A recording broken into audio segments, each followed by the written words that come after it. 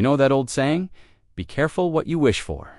I thought it was just idle talk, something people who have never taken risks in their lives would say. Until the day I found myself in the most absurd and embarrassing situation I have ever experienced. It all started with a promise that night would be unforgettable. She looked at me, smiled at me, and simply said, "Today, leave everything to me."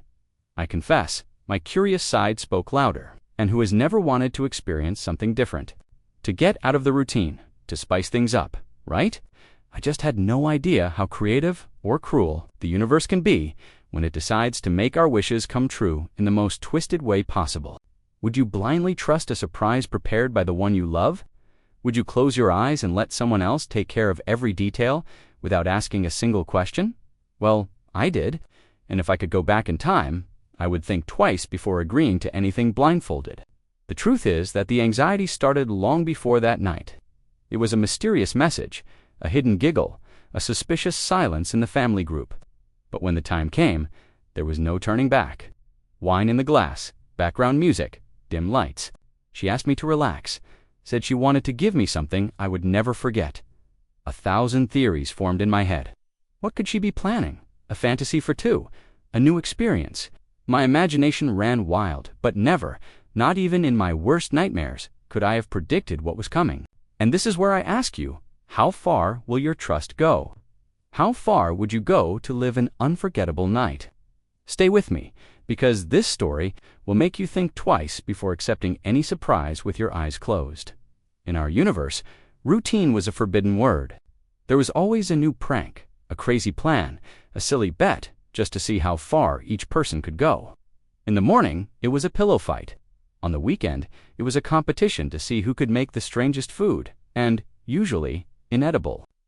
The funniest part was realizing that, even without planning, there was a silent competition to see who could surprise me the most. She was the kind of person who found chaos funny. It didn't matter if the surprise was good or bad. What mattered was the scare, the improvisation, the butterflies in my stomach. Sometimes she would show up with a strange gift, like a book of bad jokes or a poster of a trashy movie from the 80s. Other times, she would plan some challenge just to see me disconcerted, and most of the time, I would go along with it. I would accept everything laughing, saying that nothing could surprise me anymore. And it was this phrase that, without realizing it, lit the spark of misfortune. One night, lying on the couch after a dinner full of jokes and cheap wine, she looked at me with that mischievous look of someone who is already planning something. "I bet I can still surprise you, huh?" "I doubt it," I replied, laughing. "You've already used up all your cards." She laughed too, but remained thoughtful, and I, in my innocence, thought it was just another joke. Little did I know what was coming. Another curious thing about this relationship is that, over time, even my family got into the spirit of it. My father, for example, has always been more reserved, but after meeting my partner, he seemed to have let his joking mode go too. They would share inside jokes, exchange memes, and even secret plans for little pranks, all, of course, at my expense. One Saturday, he arrived early for a barbecue, and the two of them spent the whole afternoon whispering, laughing softly, giving me suspicious looks. When I asked, they would say it was grown-up stuff. Sometimes I would be suspicious, but I would find it funny. After all, the worst that could happen was that I would be forced to make a fool of myself, wear a ridiculous costume, or become a group meme. But, looking back, all these signs were warnings, and I was completely blind. This mix of trust, healthy, rivalry, and constant desire to play with limits was part of our DNA. However, that particular week, everything seemed a little more intense. The jokes were quieter. The laughter was more restrained. The glances were more complicit. There was something different in the air, as if everyone knew a secret, except me. Even so, I continued to feel unshakable. "Nothing takes me by surprise anymore," I repeated to her the night before the big event. She just smiled, blinked slowly, and whispered, "We'll see." On the morning of the big day, everything seemed normal. Coffee in bed, a text message on my phone saying, "Only I love you. Prepare your heart tonight." During work, more mysterious messages, suggestive memes, fire emojis, spying eyes, laughing faces. It was impossible not to be curious. The atmosphere was different, as if something had been decided without my knowledge. Late in the afternoon, she came home early, carrying a mysterious bag. She didn't let me see what it was. She just went into her room and locked the door. Every now and then, she would walk through the living room with an enigmatic smile. "Don't even try. Today is a day for surprises," she warned, raising a finger, as if she were serious and joking at the same time. At this point, my brain was already creating crazy theories. Could it be some kind of romantic prank? An unexpected gift? Or, who knows, one of those couples' bets that end up going viral on the internet? The atmosphere only got more tense after dinner when she approached me, stopped in front of me and said softly, "Now, no questions. Just trust me, okay?" I've never been one to turn down a challenge. The problem was that the way she spoke that time was different. There was an energy in the air, a sparkle in her eyes that made it clear. This wasn't just another prank. She handed me a glass of wine, turned on a playlist of soft music, and asked me to sit on the couch. The smell of food still hung in the air, mixed with her perfume, strong and sweet. My heart was racing. I didn't know whether to laugh, pretend to be used to it, or wonder what was happening. For a moment, she disappeared from the room. The clock seemed to be ticking slower. When she came back, she was holding a cloth in her hands. "Come here, just for today. Let me guide you," she whispered.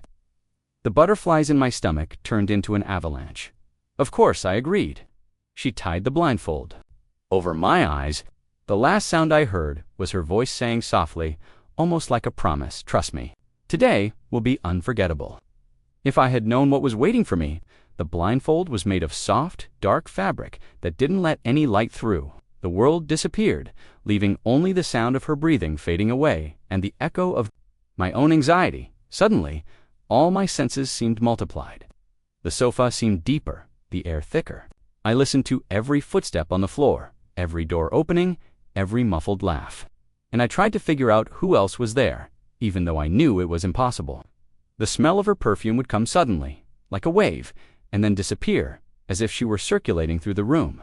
The sound of the glass being placed on the table, the music changing tracks, objects being dragged. My heart was beating so hard it was almost a drum in my ears. She came closer again, this time speaking softly in my ear. "Relax. Let it happen." I felt her hands on my shoulders, firm, warm. A quick kiss on my neck, a laughing whisper. Then nothing. Silence returned. Time stopped. I started to imagine everything. Had she called someone? Was this just preparation for some romantic surprise? I went from nervousness to laughter, then to apprehension again. I tried to speak, but she interrupted. "Today, you're not the one in control of anything. Just wait." The seconds passed slowly, stretching the suspense until there was no more breath left. Every now and then, I heard a different noise, a low sound, almost like a throat clearing, coming from somewhere in the room. My head playing tricks, but at the same time, something didn't seem right. She came back, touched my hand, and guided my fingers to the wine. "Drink some." Her voice was more distant, maybe from the other side of the room. I took a sip, trying to calm myself, but it was impossible. The mystery grew with each second dot. The atmosphere changed. Her touch seemed briefer, her presence more elusive. Each new approach was followed by a disappearance. I felt the warmth of her hand again, but suddenly a different, heavier touch lightly touched my shoulder. My whole body shivered. The smell changed. It wasn't her perfume. It was a familiar smell, but it didn't make sense there. The silence grew thicker. It seemed like time had stopped. I heard a muffled laugh in the background, and then a sigh. The sound of footsteps, a throat clearing, and the weight of a hand on my shoulder. Firm, familiar, but completely out of context. In that second, everything that was expectation turned to pure terror. The thought ran wild. There's someone else here. She called someone. Could it be a friend? Could it be someone I know? What's going on? The butterflies in my stomach turned to ice. It was then that I felt the cloth being released. The blindfold slid off my face, slowly, almost in slow motion. I braced myself for anything except for what was really about to happen. When the blindfold finally came off my eyes, it took me a few seconds to adjust to the light. Everything seemed normal at first glance. The room was tidy, the lights dimmed. The smell of wine and perfume still in the air. My partner was in front of me, arms crossed, with that crooked smile she only gave when she was proud of some mischief. But there was another presence in the room, a shadow cast on the wall, a figure of someone standing near the door. That's when I really looked. My heart almost stopped. There, right in the middle of the room, he was, my father, wearing a casual t-shirt with a half-embarrassed, half-amused expression, as if he were trying to hide the urge to burst out laughing. For a second, I thought I was dreaming. I tried to put the pieces together. My father here now. Why? I looked at her, then at him, then back at her. My face must have been a mix of shock, panic, and confusion. My mind screamed, "It can't be. It doesn't make sense." The silence lasted about 3 seconds, but it felt like an eternity. No one moved. They just looked at each other, trying to hold back their laughter, while I was still trying to figure out if this was serious or just a bizarre nightmare. Until my father, with all the naturalness in the world, said, "So, son, are you ready for the surprise?" She burst out laughing at the same time, a loud, pure laugh, impossible to contain. My father gave in, too, starting to laugh, shaking his head as if to say, "I can't believe I did that." I stood there, trying to process it. Shame, anger, the urge to disappear, all at the same time. "You guys are kidding, aren't you?" I managed to stammer, not knowing whether to laugh or cry. She came closer, wiping the tears from her eyes from laughing so hard.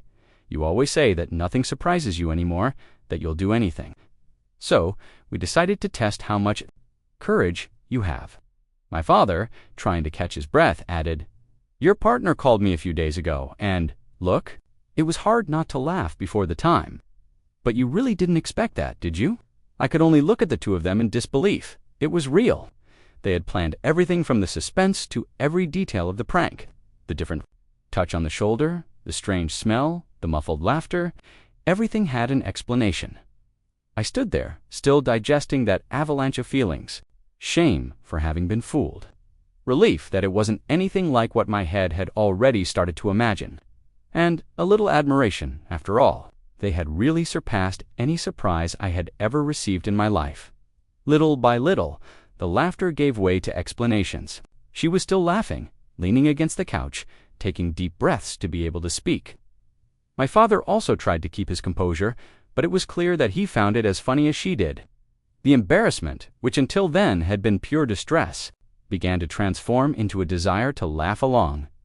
But only after I fully understood how that scheme came about. I asked, half dazed, half curious. She said that, in fact, the idea came to her that night when I said, all convinced, that nothing would surprise me anymore. I kept that in my head. I thought, "Wanna bet?" And then I started to come up with something.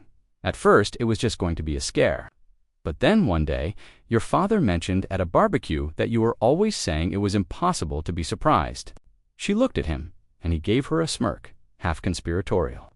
She texted me the next day, and at first I thought it was just a joke, he said. But she was insistent. She said it was going to be the biggest prank of her life. Couldn't resist. I had instant flashbacks of all the previous pranks. There was that time with the bucket of water on the bathroom door, the alarm hidden under the bed, the fake message saying, "Congratulations, you've been selected for an exchange program in Uzbekistan." But nothing, absolutely nothing, came close to what they had done now. They detailed everything. How they had arranged the times, the signal from the secret message, the way she had disguised her nervousness during the week. How my father had almost ruined everything by laughing before it was time. "I almost gave it away, man," he confessed. "When you mentioned the strange smell, I had to turn my back to keep from laughing." She finished, triumphantly. "So, did I surprise you or not?" I didn't know whether to scold her or thank her for her creativity. Deep down, I was certain I had lost the most unpredictable contest, but at least the story was guaranteed for the rest of my life and for my friends, too. I took a deep breath, looked at the two of them, and let out the laugh that had been bottled up inside me. "Great, you won that battle, but the war. Oh, the war continues." And there, between embarrassment and relief, I recorded the moment when creativity and lack of limits won once and for all. In the days that followed, the teasing never stopped. Every family gathering was the same. As soon as someone mentioned the word surprise, I was in for an epic embarrassment. She and my father made a point of reenacting the scene in front of everyone, complete with imitations, giggles, and that we made history look. My role, of course, was to laugh along, but deep down, I was already planning my revenge. The episode became a reference for everything. If I hesitated to accept a prank, someone would say, "Are you going to chicken out?" After that, you can handle anything. When friends asked me what's the craziest prank I've ever fallen for, I didn't even need to answer. Everyone already knew about the fame. The mental video of that moment played every time I heard the song that was playing that night, or smelled that cheap wine mixed with sweet perfume. The craziest thing is to think that, deep down, everything was only possible because there was an absurd amount of trust between us. Only those who truly trust can allow themselves to go through such embarrassment and later turn it into an inside joke. I learned that there are limits, but the creativity of the people you love can always go beyond. Today, I can really laugh. I even thank them for their boldness. After all, how many people can say they were so surprised that they lost their footing and their pride in front of their own family? I became a meme, but I also became an example of those who can never say they've seen it all. And if there's a lesson to be learned from this, it's this: never underestimate those who are by your side. No matter how prepared you think you are, someone or two can always show up to prove you wrong. And above all, enjoy these moments because they're the ones that become stories to tell later. Now I want to know, would you dare to fall for a prank like this? Have you ever been incredibly embarrassed by someone you trust? Tell us in the comments, because maybe the next viral story on the channel will be yours. And if you want to know how far the revenge for this story went, just keep an eye out, because the war of surprises is just beginning here.